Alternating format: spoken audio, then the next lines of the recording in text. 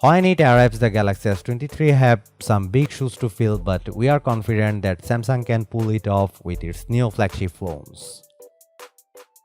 We are most likely at least 3 and possibly even 4 or 5 months away from Samsung's official unveiling of the Galaxy S23 family, but the leaks have started in earnest today with renders of both the vanilla Galaxy S23 and as well as S23 Plus.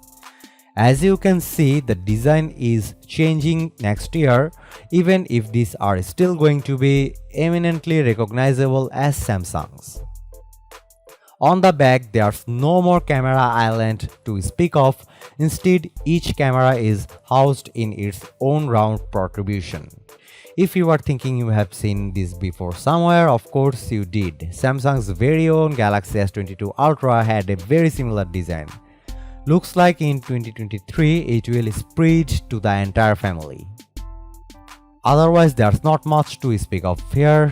The front is still all screen and the selfie camera is still to be found in a centered hole punch.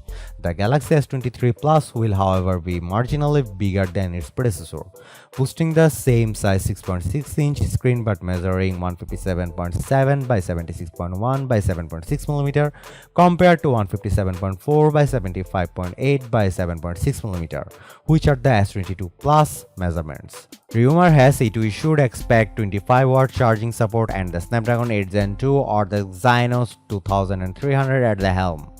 The S23 Plus is said to have the model number SMS9160.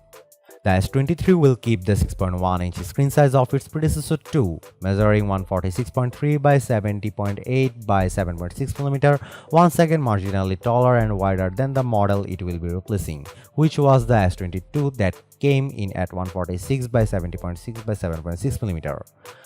Specs should be the same for the S23 as for the S23 Plus aside from battery capacity of course, which tipped to get a 5% increase, which means we could end up with 3900 mAh battery.